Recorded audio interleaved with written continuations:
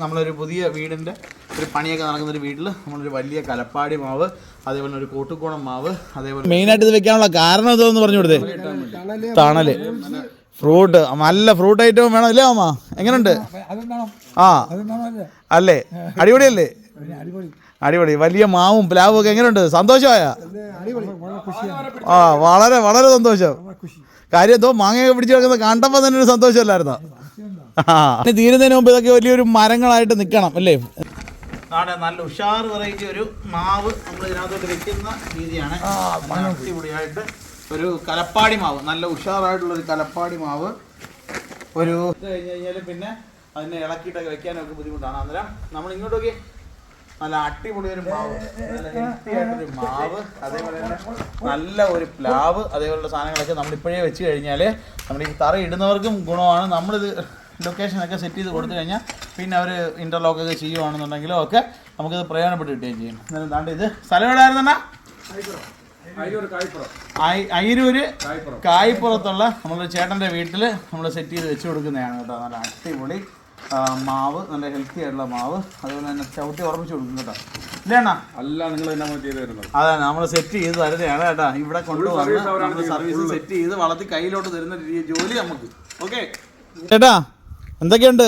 എന്താ പരിപാടി?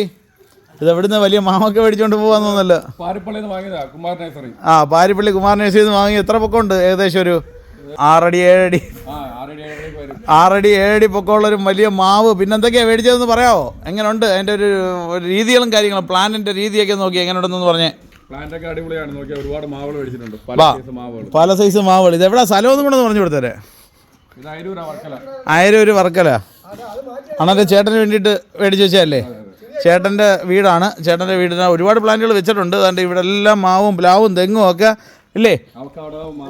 ആ പിന്നെ റംബുട്ടാൻ, പേര, ആ പേര, പ്ലാവ്, തെങ്ങ്, എല്ലാ സാധനവും വെച്ചിട്ടുണ്ട്. ഇത് വീട്ടിൻ്റെ പണി നടക്കുക. പണി നടന്ന് ആണ്ടല്ലേ ചെറുതിലെ തന്നെ കായ്ച്ചിരിക്കുന്ന തായ്ലൻഡ് ഓൾ സീസൺ വെറൈറ്റി മാവ്, പ്ലാവ്, പേര, മാവില് മാങ്ങ.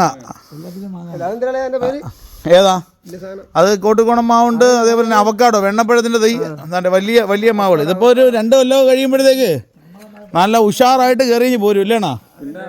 2 കൊല്ലം കൊണ്ട്. അതെന്ന് പറഞ്ഞാൽ നമുക്ക് ചെറിയ പ്ലാന്റൊക്കെ വെച്ച് വളർത്തിയെടുക്കുമ്പോഴത്തേക്ക് കുറേ കൊല്ലം കഴിയും.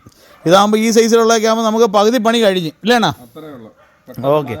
അതിന് സമയം പോലെ നേരെ എപ്പോഴെങ്കിലുമൊക്കെ സമയമുള്ളപ്പോൾ വന്നു കഴിഞ്ഞാലേ റിസോർട്ട് ഒക്കെ ഉണ്ടല്ലേ?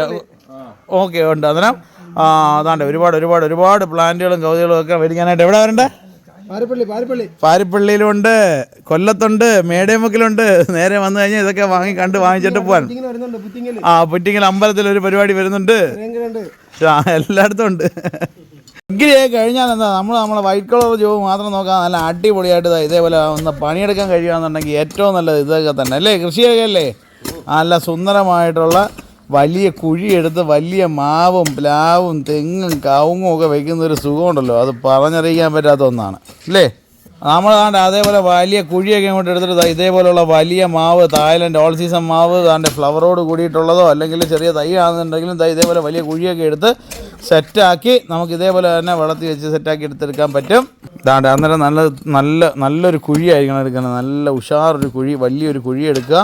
അതിനകത്ത് ഇതിനെ കവർ കീറി വളമിട്ട് നല്ല അടിപൊളിയായിട്ടാണ് മണ്ണൊക്കെ നല്ല സുന്ദരമായ വളക്കൂറുള്ള മണ്ണ്, എടുത്തിട്ട മണ്ണാണ്. അതുകൊണ്ട് നമുക്ക് ധൈര്യമായിട്ട് വയ്ക്കാം. നല്ല സുന്ദരമായ മേൽമണ്ണ്, അടിയിൽ കിടക്കുന്ന മണ്ണ്. മേൽമണ്ണ് സാധാരണ വരുന്നതെന്നുണ്ടെങ്കിൽ ആ മണ്ണ് കേട്ടോ, കറുത്ത മണ്ണ്, നല്ല വളക്കൂറുള്ള മണ്ണാണ് ആ കിടക്കുന്നത്.